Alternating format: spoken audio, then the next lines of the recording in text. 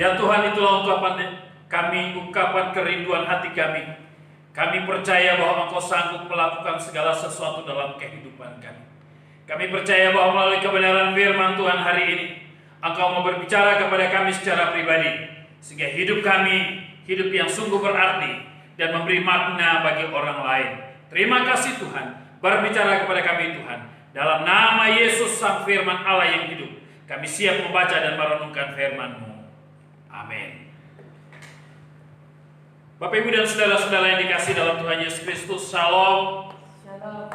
Kita bersyukur dan berterima kasih untuk anugerah Tuhan yang boleh menyertai memberkati kita sekalian. Kita boleh memasuki minggu yang ketiga di bulan yang ke-6, dan kita tahu bahwa itu hanya oleh karena anugerah Tuhan. Dan pagi hari ini kita akan merenungkan kebenaran firman Tuhan di bawah tema pelayanan gereja yang berdampak karena memiliki para pelayan yang berkualitas rohani. Saudara-saudara yang dikasihi dalam Tuhan Yesus Kristus, kita akan merenungkan kebenaran firman Tuhan dari 1 Timotius pasal yang ketiga, ayat yang pertama sampai dengan ayat yang ke-13. Namun kita hanya membaca ayat pertama sampai dengan ayat yang ke-7, dan nanti beberapa ayat pada ayat yang ke-8 sampai 13 nanti kita akan lihat secara bersama-sama. Bapak Ibu silakan memperhatikan dalam Alkitab, dan saya akan membacakan untuk kita sekalian. 1 Timotius 3 ayat yang pertama sampai dengan ayat yang ke-7 berbunyi demikian. Benarlah perkataan ini, orang yang menghendaki jabatan penilik jemaat menginginkan pekerjaan yang indah. Karena itu penilik jemaat haruslah seorang yang tak bercacat, suami dari satu istri, dapat menahan diri, bijaksana, sopan, suka memberi tumpangan, cakap mengajar orang, bukan peminum, bukan pemarah melainkan peramah, pendamai, bukan hamba uang, seorang kepala keluarga yang baik, disegani dan dihormati oleh anak-anaknya. Jikalau seorang tidak tahu mengepalai keluarga sendiri, bagaimanakah ia dapat mengurus jemaat Allah? Janganlah ia seorang yang baru bertobat, agar jangan ia menjadi sombong dan kena hukuman iblis. Hendaklah ia juga mempunyai nama baik di luar jemaat, agar jangan ia digugat orang dan jatuh ke dalam jerat iblis. Bapak, Ibu, dan saudara-saudara yang dikasihi dalam Tuhan Yesus Kristus, tema kita hari ini adalah pelayanan gereja yang berdampak karena memiliki para pelayan yang berkualitas rohani. Saudara, hari ini saya tidak akan bicara tentang jabatan gereja, dan kita tahu dalam gereja ada jabatan gereja seperti pendeta, penatua, diaken, semas, dan sebagainya. Itu adalah jabatan gereja. Dan hari ini, pagi hari ini kita tidak akan membahas tentang jabatan gereja, tetapi saya ingin membahas bagaimana supaya pelayanan gereja itu berdampak, pelayanan gereja itu berpengaruh, pelayanan itu bisa dinikmati oleh orang lain kalau memiliki kehidupan para pelayan yang memiliki kualitas rohani. Saudara, seringkali orang anggap enteng terhadap sebuah pelayanan. Orang anggap remeh terhadap sebuah pelayanan. Orang kadang-kala merasa bahwa pelayanan gereja itu biasa, ya, tanpa persiapan pun gampang. Kan ada Roh Kudus akan bekerja. Saudara, saya mau beritahu kepada saudara, jangan saudara memakai nama Tuhan, memakai nama Roh Kudus untuk hanya bertopeng rohani tetapi tidak rohani. Karena apa? Alkitab dengan jelas menceritakan kepada kita, Alkitab dengan jelas membicarakan kepada kita, Alkitab dengan jelas menguraikan kepada kita bagaimana kehidupan rohani itu sangat berpengaruh, berperan dalam perkembangan kemajuan dari sebuah pelayanan gereja. Kita bersyukur kepada Tuhan kalau Tuhan boleh memelihara kita dan Tuhan boleh memakai kita, melibatkan kita dalam pelayanan. Dan saya mau beritahu kepada saudara hari ini, kalau hari ini saudara bisa melayani itu bukan karena hebatnya saudara. Saudara dan saya itu tidak ada apa-apanya, saudara, nol besar di hadapan Tuhan.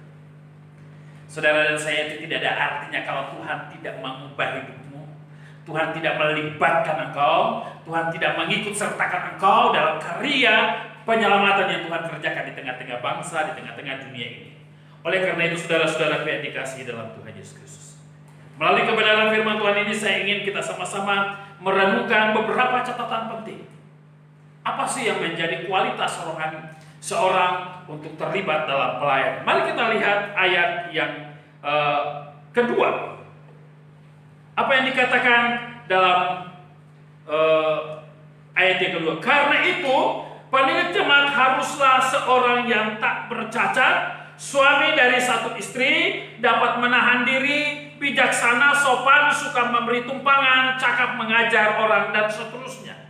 Saudara, sebelum kita melihat ayat yang kedua, saya ingin membawa kita untuk melihat ayat yang pertama, apa yang dikatakan oleh Paulus. Benarlah perkataan ini, orang yang menghendaki jabatan penilik jemaat menginginkan pekerjaan yang indah. Saudara, melayani Tuhan itu indah, saudara. Melakukan pekerjaan Tuhan dalam gereja itu pekerjaan sesuatu yang mulia. Mungkin kita kurang diperhitungkan oleh orang lain. Secara akademik mungkin kita tidak ada apa-apanya. Tapi saya mau beritahu kepada saudara, ketika saudara melibatkan diri di hadapan Tuhan, dan Tuhan melibatkan saudara, maka saudara akan melihat sesuatu yang luar biasa yang Tuhan kerjakan untuk saudara. Saya tidak tahu berapa banyak saudara yang punya pengalaman berdiri dan berbicara depan orang tentang kebenaran firman Tuhan. Sebelum saudara berjumpa dengan Tuhan secara pribadi, saya tidak tahu apa yang terjadi. Tapi sesudah saudara berjumpa dengan Tuhan secara pribadi, saya yakin dan percaya bahwa saudara akan pasti punya prinsip seperti Paulus. Celakalah aku jika aku tidak memberitakan Injil. Oleh karena itu, ingat, kita harus punya sebuah prinsip, sebuah keyakinan bahwa saudara dan saya dipanggil oleh Allah, dilibatkan oleh Allah untuk masuk dalam pekerjaan yang indah ini. Ingat, pekerjaan Tuhan, pelayanan Tuhan dalam gereja, apapun yang saudara kerjakan, itu adalah sesuatu yang indah. Sesuatu yang baik dalam pandangan manusia dan juga dalam pandangan Allah. Walaupun seringkali orang anggap remeh. Maka saya berharap kepada semua saudara-saudara yang sedang beribadah, yang sedang mendengarkan khotbah saya hari ini. Ingat, jangan pernah menganggap remeh terhadap sebuah pekerjaan Tuhan, pelayanan Tuhan yang Tuhan percayakan kepada saudara. Saudara-saudara yang dikasih dalam Tuhan Yesus, mari kita melihat bagian demi bagian dari kebenaran firman Tuhan ini. Yaitu yang pertama, memiliki etika hidup yang baik. Karena pekerjaan Tuhan ini adalah pekerjaan rohani, pekerjaan Tuhan adalah pekerjaan yang mempermuliakan Tuhan, maka seorang pelayan Tuhan, apapun namanya, apapun yang saudara kerjakan dalam gereja, saudara harus memiliki etika hidup yang baik. Apa yang dikatakan dari bagian yang kedua ini, ayat yang kedua ini? Karena itu, penilik jemaat haruslah seorang yang tak bercacat. Saudara, kita tidak bicara tentang cacat secara fisik. Kita juga tidak berbicara tentang cacat secara hukum. Tapi kita bicara tentang bagaimana kehidupan kita yang diubah oleh Tuhan, kemudian kehidupan yang diubah oleh Tuhan dilibatkan oleh Tuhan, dipakai oleh Tuhan untuk menjadi saluran berkat. Orang akan melihat sesuatu yang beda. Loh, dia ini dulu begini, tapi kok sekarang begini? Kok beda ya? Ada satu perubahan yang terjadi. Ya. Saudara kemana-mana, saudara akan dihormati, dihargai. Kenapa? Kesaksian hidupmu, kepribadianmu yang menyatakan bahwa saudara mengalami satu perubahan hidup yang luar biasa. Itulah sebabnya saudara dikasih dalam Tuhan Yesus Kristus. Dari bagian pertama ini kita akan melihat yang pertama, haruslah seorang yang tak bercacat. Yang kedua, suami dari satu istri. Kita tidak bicara tentang poligami, tetapi kita bicara tentang perkawinan yang monogami. Jadi orang lain mungkin berkata begini, tapi saya mau katakan kepada kita, apa yang dikatakan adalah kebenaran firman Tuhan. Suami dari satu istri. Kalau saya balik ini, itu berarti kalau dipakai suami dari satu istri berarti istri dari satu suami. Kira-kira gitu. Saudara yang dikasih dalam Tuhan Yesus. Kenapa? Saudara berdiri depan, memimpin orang lain, menyembah Tuhan, memuliakan Tuhan. Tetapi kalau kehidupan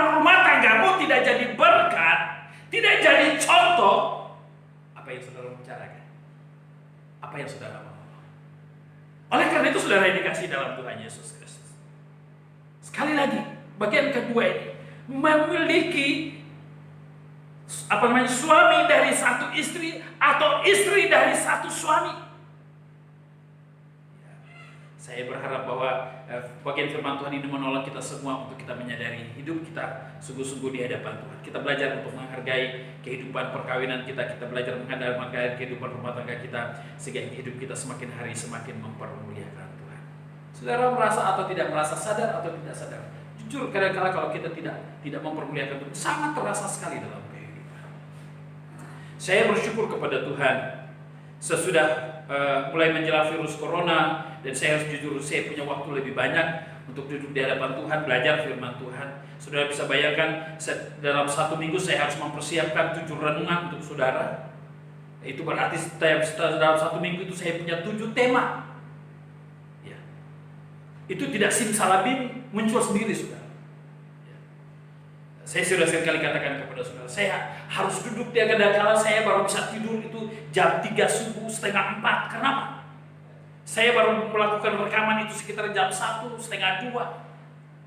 Kadang-kadang lagi rekaman anjing gonggong. Kadang-kadang rekaman ada penerangan lewat, saya harus stop, ulang lagi. Ya, apalagi saya tidak punya studio. Studio saya adalah kamar saya sendiri. Ya, saya gunakan rekaman pakai HP, jadi saudara-saudara yang dengar renungan mungkin terbata-bata, ya puji Tuhan, ya doakan supaya ada yang lebih bagus lagi kan. Saya tidak sedang meminta supaya saudara beli HP untuk saya, puji Tuhan kalau ada yang beli HP untuk saya. Tapi saya mau katakan kepada saudara begini. Ketika saya punya persekutuan dengan Tuhan, saya bisa menikmati ada sesuatu yang baru yang Tuhan terus kerjakan. Ya. Saudara yang mengikuti renungan sepanjang minggu kita bicara tentang, sepanjang bulan ini kita bicara tentang 7 jemaat yang ada di Asia Kecil. Banyak hal yang terjadi yang saya renungkan luar biasa. Sampai kepada kemarin kita merenungkan tentang jemaat di Laodikia. Ketujuh jemaat ini punya keunikan masing-masing. Ya. Saya mulai belajar bahwa betapa pentingnya duduk di hadapan Tuhan, merenungkan kebenaran firman Tuhan untuk menikmati sesuatu.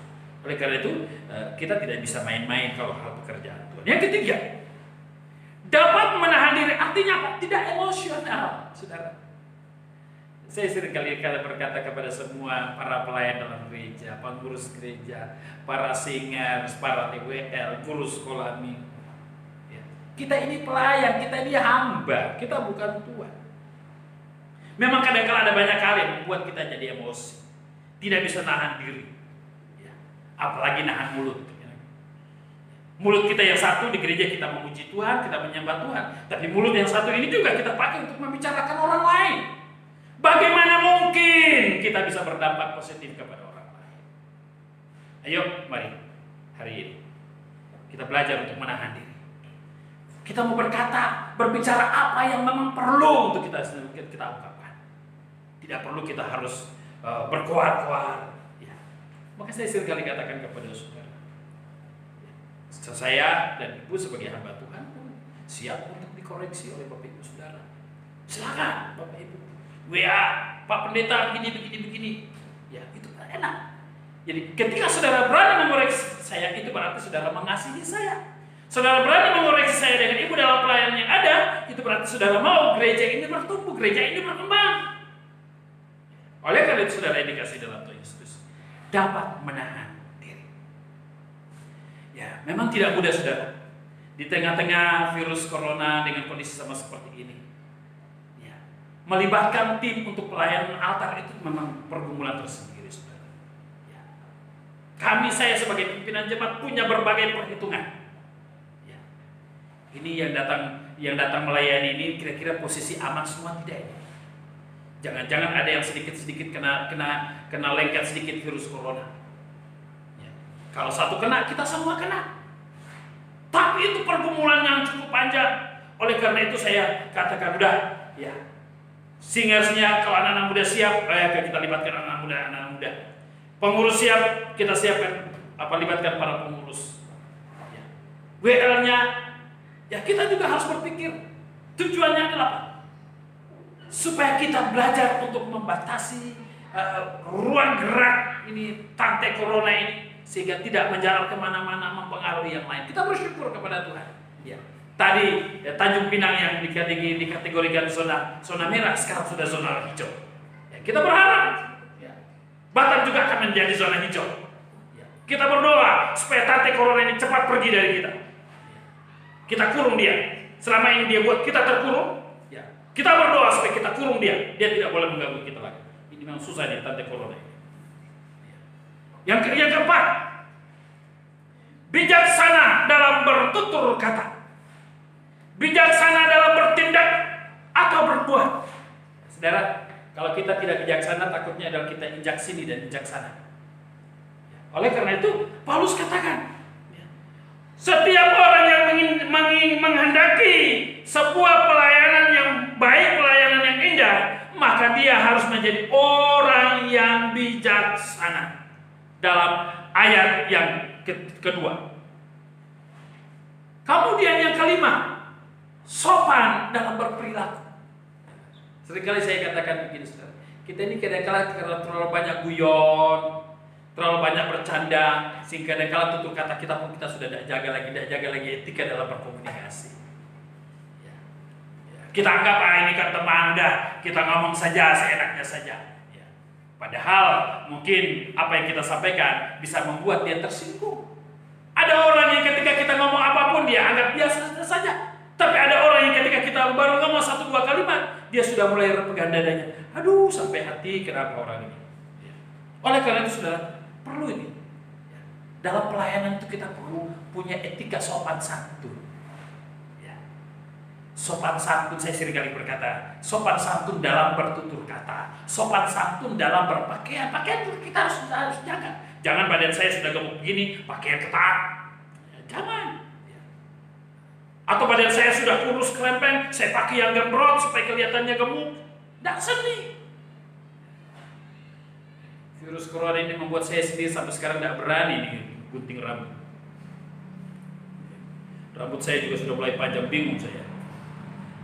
Ini kembali ke nanti kayaknya takut kembali ke masa SMA dulu, rambutnya panjang.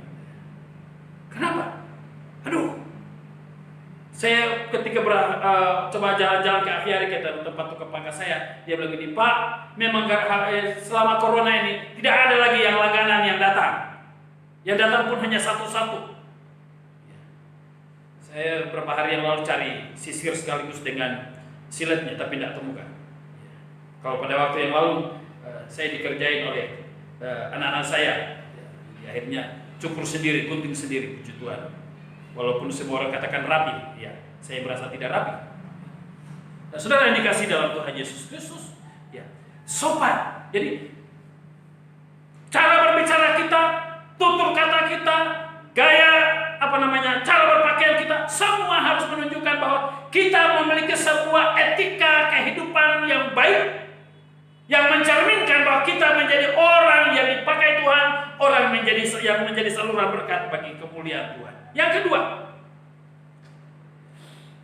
berikut dalam ayat yang ke-8 dari pasal yang ketiga dikatakan haruslah orang terhormat. Artinya bukan karena kekayaan, jabatan, tetapi memiliki wibawa rohani yang disegani orang lain. Saudara yang dikasihi dalam Tuhan Yesus Kristus. Jadi seorang yang menginginkan pekerjaan yang baik dalam gereja, menginginkan sebuah pelayanan yang baik yang dalam gereja, maka ayat yang ke-8 demikian. Demikian juga dia akan haruslah orang terhormat. Yang berikut, jangan bercabang lidah. Nah, ini bahaya nih. Saudara-saudara yang terlibat dalam pelayanan tapi lidahnya lidah ular, ini bahaya. Yang saya tahu binatang yang punya lidahnya dua bercabang itu ular. Yang berikut, jangan penggemar anggur. Bagaimana kita membawa orang lain bertobat kalau kita sendiri jadi tukang mabuk? Suka dengan, kalau hanya Pak Pendeta saya minum, kebetulan badan saya lagi kurang enak, saya hanya minum 1 sloki. Biasa dimulai dengan 1 sloki, lama-lama bersloki-sloki. Katanya 1 gelas itu tambah darah, 2 gelas naik darah, 3 gelas tumpah darah, 4 gelas masuk penjara. Jadi, orang yang penggemar anggur ini orang yang kadang-kadang ngomongnya sudah ngawur. Oleh karena itu saudara yang dikasih dalam Tuhan Yesus, Paulus katakan kita harus jaga ini. Ya, jangan bercabang lidah, jangan penggemar anggur. Bahkan kalimat yang terakhir dikatakan jangan serakah. Apa itu serakah? Lebih dari rakus, saudara. Oleh karena itu, mari kita belajar mencukupkan diri dengan apa yang ada pada kita. Kalau saudara Tuhan berikan kepada saudara talenta cuma hanya ini, ya bersyukur Tuhan, terima kasih saya punya talenta ini. Jadi kita tidak usah memaksakan diri harus kita bikin harus itu. Karena apa? Hal yang berkaitan dengan pekerjaan Tuhan, berkaitan dengan pelayanan Tuhan, itu haknya Tuhan. Tuhan akan memberkati saudara, Tuhan akan memperlengkapi saudara dengan sesuatu yang berkenan kepada Tuhan, dan itu untuk kemuliaan Tuhan. Jadi bersyukurlah kepada Tuhan kalau Tuhan menolong saudara untuk belajar mencukupkan diri, belajar bersyukur kepada Tuhan apa yang Tuhan sudah anugerahkan kepada saudara. Yang berikut, memiliki kehidupan sosial yang tinggi.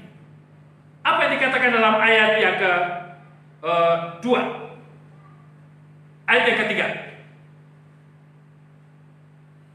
Bukan peminum, bukan pemarah, melainkan peramah, pendamai, bukan hamba uang. Seorang kepala keluarga yang baik, disegani, dihormati oleh anak-anaknya. Saudara-saudara yang dikasihi dalam Tuhan Yesus Kristus, apa yang dikatakan oleh kebenaran firman Tuhan bahwa sebagai seorang yang terlibat dalam pekerjaan Tuhan, orang yang punya kehidupan sosial, hubungan satu dengan yang lain itu baik. Dia tidak menjadi batu sandungan bagi orang lain. Kalau apa yang dikatakan dalam bagian ini, suka memberi tumpangan, ya, merasa peduli terhadap sesama. Nah, saudara yang dikasihi dalam Tuhan Yesus Kristus. Oleh karena itu, apa yang dikatakan oleh kebenaran firman Tuhan membawa kita untuk semakin hari semakin belajar, semakin hari semakin menemukan berbagai hal dalam kehidupan kita, sehingga melalui kehidupan kita juga boleh mempermuliakan Tuhan. Yang ketiga, memiliki kemampuan dalam berkomunikasi dengan orang lain, cakap mengajar orang lain. Yang keempat, memiliki kehidupan moral yang baik. Ayat yang ketiga dari pasal yang ketiga, bukan peminum, bukan pemarah, melainkan peramah. Tadi saya sudah katakan, pendamai, dan bukan hamba uang. Ya. Khususnya ada dua hal yang perlu kita perhatikan pada ayat yang ketiga. Jadi kehadiran kita itu membawa damai. Yang berikut adalah memang ada bahaya juga yang Paulus katakan dalam bagian ini. Setiap orang yang terlibat dalam pekerjaan Tuhan, jangan sampai dia dikuasai oleh uang. Hamba uang artinya dikuasai oleh uang. Oleh karena itu, ini menjadi catatan yang sangat penting dalam kehidupan seorang yang terlibat dalam pekerjaan Tuhan. Yang berikut, menjadi panutan yang baik dalam keluarga. Ayat yang keempat, seorang kepala keluarga yang baik disegani, dihormati oleh anak-anaknya. Saudara yang dikasih dalam Tuhan, dalam melaksanakan tugas tanggung jawab pelayanan di gereja, saya sering kali katakan, khususnya para ibu-ibu, perhatikan baik-baik. Jangan engkau sibuk dengan pelayanan di gereja, rumah tanggamu berantakan. Oleh karena itu, ketika engkau sibuk dengan pelayanan di gereja, pastikan bahwa seluruh kegiatan di rumah tangga sudah kau kerjakan dengan baik. Apalagi kalau suami pulang, saudara tidak ada, kemudian belum saudara siapkan segala sesuatu, ya paling tidak siapkan air panas, nanti pulang dia buat kopi sendiri kalau dia pintar buat kopi. Kalau enggak, ya belikanlah termos yang hangat, yang bisa tahan panas buat kopinya, kasih tinggal tulis di situ, sayang aku sudah buat kopi ini, aku lagi pelayanan, nanti sayang minum ya. Nah, dia lihat tulisan itu saja sudah menyenangkan, walaupun tanpa saudara kasih dia kopi. Maka saya katakan kepada saudara, ya, kita harus adil. Ya. Pernah saya katakan kepada saudara, jangan sampai ketika suami berangkat kerja, saudara masih perlu berpakaian seperti mak lampir. Waktu suami pulang pun masih pakai pakaian yang sama, rambutnya belum disisir. Maka kadang-kadang banyak suami kan punya teknik. Mah, ada pertemuan, jadi saya pergi dulu ya. Ada teman undang. Kenapa? Dia tidak tahan ketika dia pergi masih bau pipis anak. Pulang pun masih aroma seperti itu. Dia rasa ini rumah atau kandang apa itu. Maka ciptakanlah satu suasana dalam keluargamu dan membuat engkau bisa terbebas dalam pekerjaan Tuhan. Ketika engkau melayani, suamimu pasti mendukung. Apalagi dalam situasi corona seperti ini ya. Apalagi ibu-ibu kan pasti lebih banyak di rumah. Saya yakin dan percaya yang selama ini rumahnya berantakan dengan tante corona, wah pasti rumahnya rapi. Kenapa? Wajib bersih. Kenapa? Tante corona pasti paling senang dengan yang namanya kotor. Maka pergi ke dapur, cuci tangan. Mau makan, cuci tangan. Apalagi angkat pakaian kotor, cuci tangan. Mau minum air, cuci tangan. Puji Tuhan, satu hari tidak tahu berapa kali cuci tangan. Padahal biasanya tidak pernah. Pulang dari pasar, sudah lapar, langsung Pancasila. Hap. Tapi sekarang pulang dari pasar, langsung kamar mandi. Pakaiannya baru dipakai tadi, langsung dibuang ke tempat cuci pakaian. Untung tidak dibuang ke tong sampah. Saudara-saudara yang dikasih dalam Tuhan Yesus, ada positifnya juga. Ya. Dengan corona berkepanjangan, membuat orang jaga kebersihan. Ya. Oleh karena itu pertanyaannya, apakah kita tetap menginginkan corona terus berlanjut? Saya yakin, saya pun berkata, tidak. Sekarang bagaimana caranya kita mau kurung tante corona supaya dia tidak menggoda kita lagi. Ya. Tapi godaannya bagus, membuat kita bersih. Itu bagus, itu positifnya. Tapi yang tidak bagusnya adalah kemana-mana kita harus pakai masker, atur jarak. Yang tadinya ketemu cici pakak, cium sini cium sana, sekarang ketemu langsung. Ya. Sudah gaya orang Korea, gaya orang Jepang.